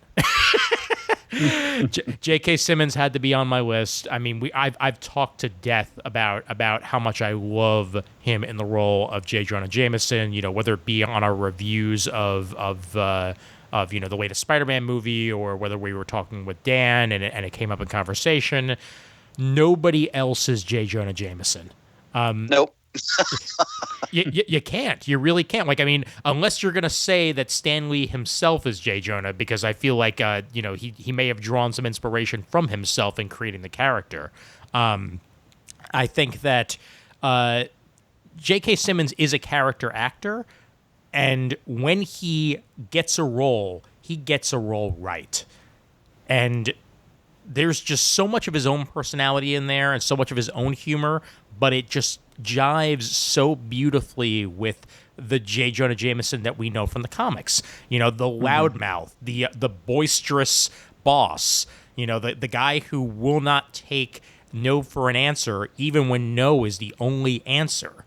That is J. Jonah Jameson. Like, it doesn't matter how many times he's told he's wrong, he's right, because he's J. Jonah Jameson. and I trust my barber. Oh my God, yes. And I love that we get more J.K. Simmons in the role. Yes. I'm very much looking forward to seeing his portrayal of the character in the next movie. I love that we've gotten him in the video games as well. Oh yeah. There's what else can be said other than he is. Wasn't he in some of the animated? I was just gonna say that. Yeah. Wasn't he in Yes. some of the animated series in this as that? He I think the one with Power Man and Iron Fist, right? Wasn't he in that one? Yes. I'm pretty sure. Yeah. He is going to be playing that character in everything for the rest of his life. Well, Or he will if I, there's any justice in the world. you know, I love how in this day and age, with everything that gets leaked out and spoiled, that very much like with Captain America's death in the comic book, which was to me at least, it was a complete surprise. Nobody knew it was coming in whatever issue, whatever. That was a big to-do. I love how they kept his part in Far From Home a secret. Yeah. Absolutely. I mean, I always hoped he would be in there, but you never knew, you never heard, and all of a sudden, boom, there he is on screen. Oh, such a fantastic secret. I know. Yeah. And it's so hard to keep a secret in this day and age, and yet they did Yeah. it. One aside I want to make. This reminds me of something. As we all know, and many listeners know, I'm also a big lover of Spider-Man, and I found that based on my criteria, I could not pick any of the actors who have played Spider-Man since 2002 for this top 5. Even though I appreciate all their performances in different ways, I don't think we've gotten the essence of Spider-Man fully yet. Yeah. Yep, Chris, I actually agree with you there. We've had some pretty good Spider-Man movies over the years and some not so good ones. None of them have quite gotten it exactly right. Not even Into the Spider-Verse, which was such a good movie in so many ways. It came at the character from a lot of different angles, all of them good, but none of them were quite exactly right. Yeah. Yep. So we'll wait and see on that one. Yep. But I wonder if, and I know this is a little bit of a sidebar, if we had less Tony Stark and more Spider-Man's universe in Homecoming, I would be more likely to pick Tom Holland because I think he's the closest we've come all around. oh yeah. Shane, I agree, and I think I agree 100%. I was going to say, I think if in the future films, if once he's squarely in his own universe, I think we may get to what we're talking about because I think he clearly has all the chops for it. It's just he was also part of that continuity. Yeah. So I say stay tuned on that. I cannot wait to see how he's going to bounce off Benedict Cumberbatch as well. Now that they've announced that he's going to be in the next Spider-Man movie, and the relationship, the standing. I know that. Oh, fantastic! No, I didn't know that either. Yeah, it's been reported that Benedict Cumberbatch is going to be playing Doctor Strange in this. further hinting that there might be some sort of multiverse thing going on with the next Spider-Man, but we'll find out soon enough. But either way, Spider-Man and Doctor Strange have a relationship in the comics, like a lot more so than Tony Stark and Peter Parker do. So I can't wait to see just how that's going to work on screen. Yep. All right, and Shane, you're number 2. So when it was first announced that Robert Downey Jr. was going to play Iron Man, I thought there was not anyone that could have been more perfectly cast. And that was at a time before we had an MCU, before it was what it is today, where extending through many, many properties. All I remember of reading what little bit of Iron Man I did was billionaire playboy who is a drunk, who has problems, who's not the nicest person in the world, and still finds a way to become the hero. And that's exactly what Robert Downey Jr.'s life to me up to that point was. He was a mess. I thought there was no chance he was ever going to come back from what he had ended up being, thrown in jail, drug problems, all kinds of just running out of options almost. And yet they cast him as Iron Man. The movie went on, and it was a perfect casting. And I mean, just like we talk about Ryan Reynolds being so over the top, that a lot of times when he's in movies, it's Ryan Reynolds that comes through more, or Jim Carrey that comes through a little bit more than sometimes the character they play. That's what this was, but it worked in this way a lot more than some other actors when they shine through their character a little bit too much. To me, at that time, it couldn't have been more perfect. Now, since then, I think there's other portrayals I like more, but we've mentioned most of those through all of this. So for me, that's a pretty dead-on interpretation of the character. Yeah, I mean, he's one of my alternates, but I mean, he's at the core of the whole Marvel Cinematic Universe. I mean, if that movie had flopped, right, that may have been the end of it. I agree with you in that. Watching that movie, just the first few moments, again, I was like, oh, wow. They really have this character down. And it was just a wild, fun ride from there. They said the words, at the end of the first movie. The truth is, I am Iron Man. And yeah, you are.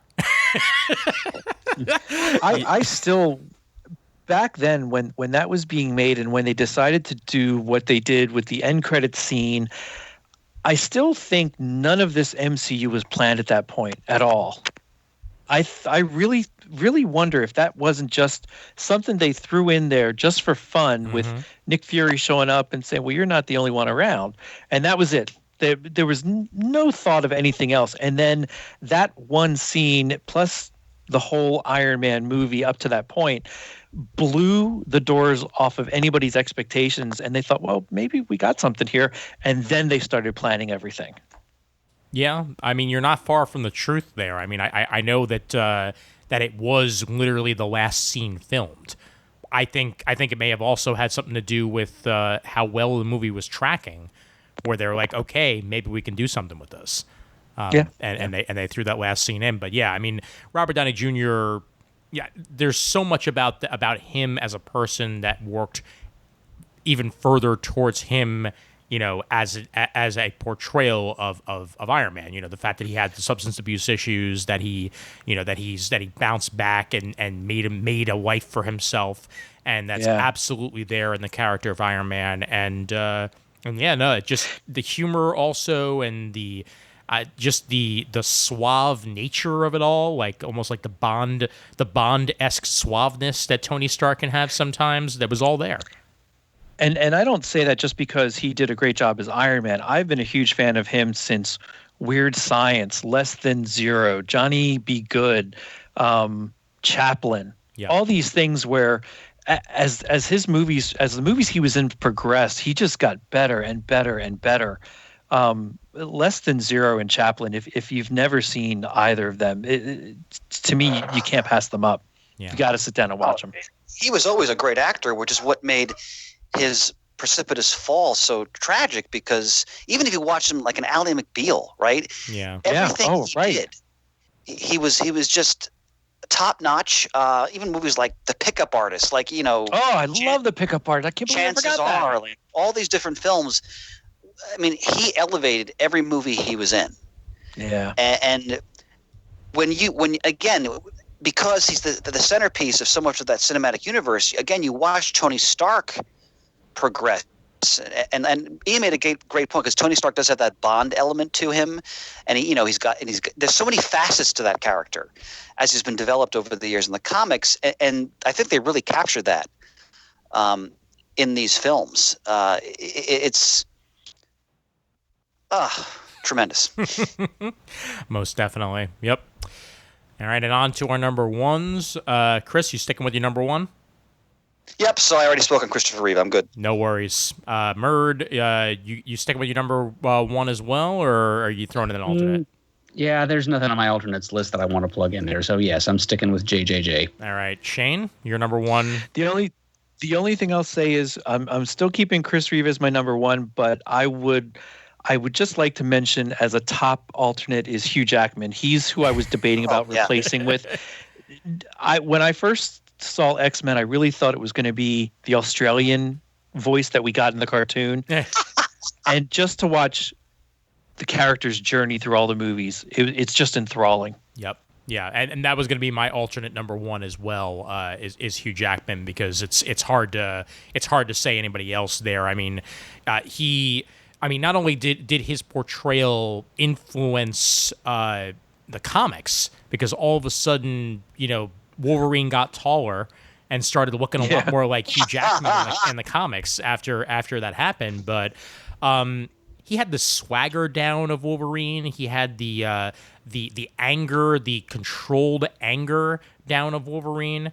But he also had the heart of Wolverine down. And long before Logan, because Logan was definitely there in spades about how hurt a character and how much depth the character could have. But the interaction between him and Rogue in the first X-Men movie, oh yeah, is the heart of Wolverine to me, because absolutely. there's always Lone Wolf and Cub, and that's Wolverine for me, is Lone Wolf and Cub. There's a gruff, strong guy and a younger person as his protege along with him. And as much as I did not like X3, his portrayal of Wolverine in there for his love of Jean, fantastic. Oh yeah, when he's holding her towards the end and he's losing it, beautiful. Oh, so good. Yep, absolutely. That's the high point of that movie for me. Yeah, I'm glad you brought that up, because oftentimes when I think of that movie, I can't really think of much that's redeemable about it. But I'm glad you mentioned that, because that is a great moment. Yeah. That's another performance where, and it's wonderful that Logan is the punctuation, because you see that character change and progress through all the different appearances. Yeah. It's one of the, like, we talk about iconic performances in comic-related films. It's definitely one of the best. Yeah. And he played the character for what, like 18 years or something like that? Oh yeah, Something like that. Yeah. Yeah. He started in the year 2000. That's how long he was with the character. So yeah, it's a epic portrayal, and I'm glad he got to do everything he wanted to do with him and more. Yeah, he was able to do so much with that, going through the regular X-Men and then crossing over to just at first that cameo in First Class, but then to explode in Days of Future Past. Oh, absolutely wonderful. That's probably still my favorite X-Men film. Oh, yeah. Oh, mine too, hands down. Yep, and mine. Yep. Yeah, absolutely. Logan would be my favorite X-Men film just in style, but it's not an X-Men film, it's a Wolverine film. I think X-Men, though, yes, Days of Future Past 100% gets it, but I specifically go the Rogue cut because that adds an extra layer to the movie that was not in the original release. I don't know that I've seen that cut. No, I don't have that one. I own it digitally, and it is definitely my preferred version of the film. It adds back in scenes that were cut with Rogue, and also reworks a couple of other things, and it adds an extra layer to the movie. Okay. Yep. I'll have to track that down. By the way, as a quick aside, Mhm. whenever I think about Hugh Jackman as Wolverine, because watching some documentaries over the years, the punishing physical regimen he had to maintain Oh, sure. Oh. Yep. to keep that physique, like I saw an interview with him, I was like, oh my God. Like, I mean, granted, he was well paid for it, but holy mackerel, like what he had to do.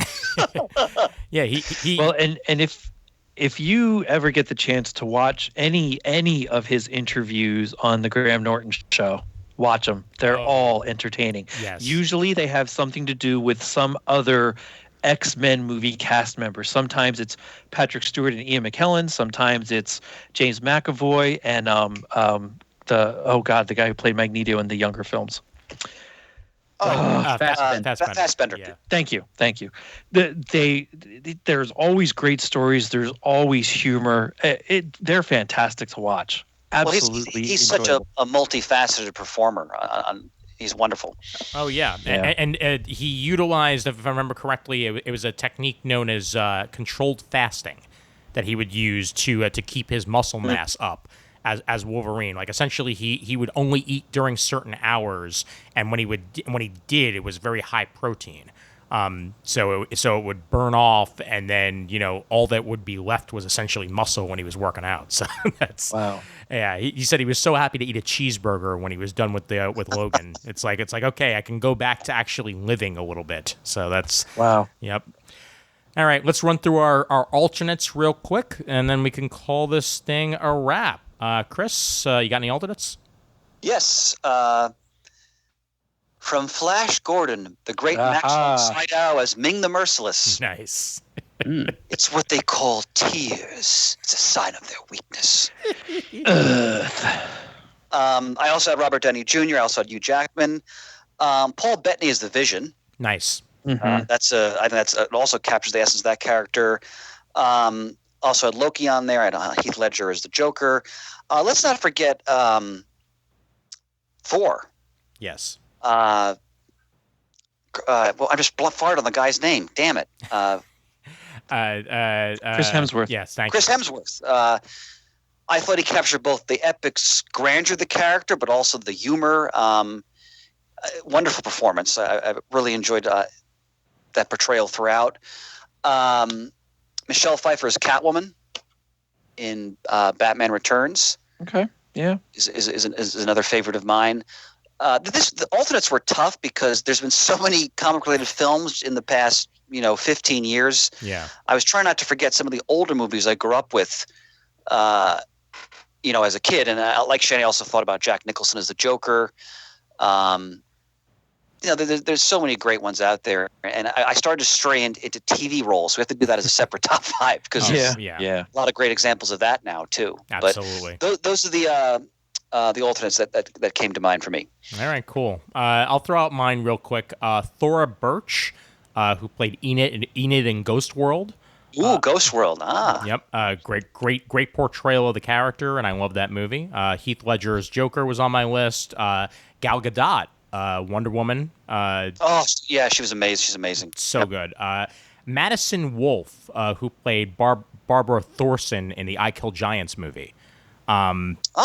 So good. That movie didn't really get much play, but it's well worth a watch, and I think it might even be on Hulu. So anybody who does want to watch it, that's probably the easiest place to do so. I had Tom Hanks as Michael Sullivan in Road to Perdition. Oh. I was just going to mention that. Oh, Ian, great pick. That's a great movie. Yeah. Even though I know the character is Michael O'Sullivan in the original, they changed his name to Michael Sullivan in the movie version, but does a great job. Sam Jackson's Nick Fury. Gotta mention that. Granted. Yep. Yep. Brandon Routh, as I mentioned, as Superman. Zachary Levi as Shazam. That because he just gets that personality down that I love. The Rocketeer, Billy Campbell. Oh. Yep. Surprised you didn't mention that. Yeah. I can't believe I forgot that one. And last but certainly not least, as he almost made my top five, was almost going to be in there instead of Chloe Grace Moretz, Jackie Earle Haley as Rorschach. Because that movie may not have been perfect, but Jackie Earle Haley's Rorschach was perfect. Yep, I agree. And I stick by that 100%. Good pick. Yep. Murd, your alternates. Okay. Well, Robert Downey Jr.'s Iron Man, I find a little bit irksome, so he didn't make his way onto my alternates list. But I do have Gwyneth Paltrow as Pepper Potts. Nice. That's wonderful. Okay. It's Yep. abiding love interest there. I have Gal Gadot as Wonder Woman. I have Zach Levi as the hero occasionally known as Shazam, whether he should be or not. I have, I do have Paul Bettany as the Vision and ScarJo as the Black Widow. From the Thor films, I didn't have Chris Hemsworth, but I do have Anthony Hopkins as his father, the troubled patriarch, the All-Father Odin. Yes. I have Alan Cumming as Nightcrawler, just because I was so tired It's a to good see someone too. play my favorite X-Man on screen, and he did an able job. Yes. I wish He he did. could have done more. Yep. Let's see. I've got Paul Giamatti as Harvey P. Carr in American Splendor. I have Ryan Reynolds as Deadpool. I have Pom Clementif as Mantis in Guardians of the Galaxy Volume 2, just for being so friggin' adorable. I have Alfred Molina in his turn as Dr. Octopus in Spider-Man 2. That was- That's a good one, too. Great actor. I've got Benedict Cumberbatch as Doctor Strange. I have Chadwick Boseman as Black Panther in there. As far as the Batmen go, I'm going to respect Shane's position here and not mention Kevin Conroy. We'll save him for the television side of things. But I do have Will Arnett for Lego. Oh, that's a good one, too.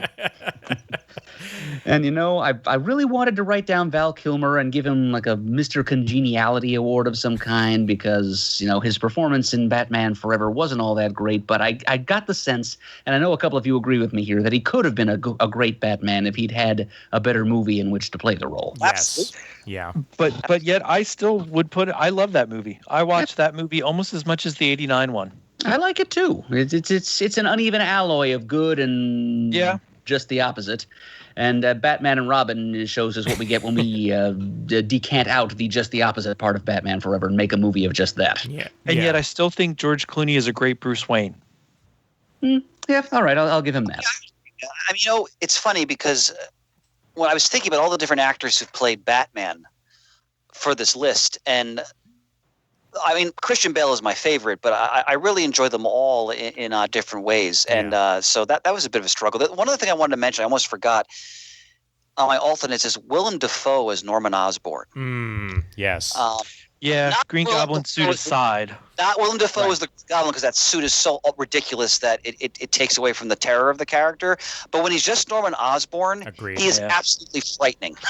And agree. if you've never seen the test footage with what should have been the costume, Oh, so good. I have not. find it. Oh, Well, that would have been so much better. and I was just going to mention, if you haven't seen the deleted scenes from Batman Forever that go further into the turmoil of Bruce Wayne, a whole bunch of cave scenes were cut when he was trying to remember who he was. Those are on multiple Blu-rays and on YouTube. Last I checked, and I'll have to check that out. yeah, they really show like where the movie could have gone if it had actually been given the time to do so. But also, since we're mentioning Batman, we can't forget Morgan Freeman as Lucius Fox. Oh, yeah, that's a great one too. Or Michael Caine as Alfred, for that matter. That too. Yep. Yeah. Absolutely. Yep. You got any further ones on your list there, Murd? Just two more, actually. Number one on my alternates list, who very nearly made it into the top five, Ron Perlman as Hellboy. Yes. Oh, that's a good one too. Mm-hmm. It's another great example of embodying the character. Yes. And last but not least, pretty much the entire cast of Mystery Men. That's especially- on mine too. I had it Mr. written Hank down, Dog. the entire cast. May the folks be with us. Oh, fantastic, Adam. I love that movie so much. So do I. So do I. Yep. Yep. There was a That's time at the when top Matt of and my I were alternates planning to list. be like the Blue Raja and Mr. Furious for Halloween, but we never quite got that off the ground. Oh, Oh man. Shane, you got any other alternates? other than the ones that I said, oh, such a great one, I had almost everybody else we talked about. The only ones I will add are Sam Jones's Flash Gordon, because that was just a hell of a lot of fun to watch. I love Men in Black movies, and I know they're different from the comic, but I never knew it was a comic until after I saw the movies. So then I went back and read some of the comics. So I loved Men in Black casting of Tommy Lee Jones and Will Smith. Just for me, it was fun. I also have Margot Robbie as Harley Quinn. I wish they would do something better with her because I don't like the movie she's in. Yeah. But I do think she makes a great Harley Quinn. Oh my Agreed. God. I think we're gonna get one soon, and James Gunn is directing it. I cannot frickin' wait for that Suicide Squad movie. I understand Polka Dot Man is going to be in it. Yes, he is. and they announced but just about everybody else that we've mentioned. Yep. And they announced John Cena is going to have a spin-off HBO Max series after his stint in the Suicide Squad movie. So go figure. And one more. Just for how well they get the personality down of Colossus, I have to mention Stefan Kapicic as Colossus in the Deadpool movies. It's mostly motion cap. But oh my God, does he get Colossus? It's Colossus, right? that's for sure. Yep. Yeah. Yep. Dos Vidania. All right. Job well done, gang. Job well done. Mm-hmm. That was a Just hell as of a lot much of fun as we knew it would be. Mm-hmm. Yeah. Absolutely. I love a good top five, and this was absolutely a good one. Here. Yep. And obviously, if there's anything that we forgot, please make sure to tell us on the supergroup or on the forums, as I'm sure there were a couple that we completely forgot to mention. Oh, I'm sure there are. And obviously, you'll have your own lists, and we look forward to hearing them. Adam, once again, our sponsor. Our sponsor for this episode is our friends at the Collection Drawer Company, maker of drawer boxes and the entire drawer box storage system family of accessories. Visit their website at collectiondrawer.com, place an order, and type in the phrase Happy Anniversary from CGS in the subject line or the comments box to save in celebration of their 15th anniversary. Yes, indeed. All right. Visit us at comicgeekspeak.com to send us an email. The address is comicgeekspeak@gmail.com. To leave a voicemail, the number is 267-702-6642. Stop by thecomicforums.vanillacommunity.com and let us know what your top 5 are. Follow us on Twitter, like us on Facebook. Thanks to everyone who contributes to the episodes. We appreciate it. Please send in your Muddle the Merds. And as always, we are uniting the world's mightiest heroes one listener at a time. You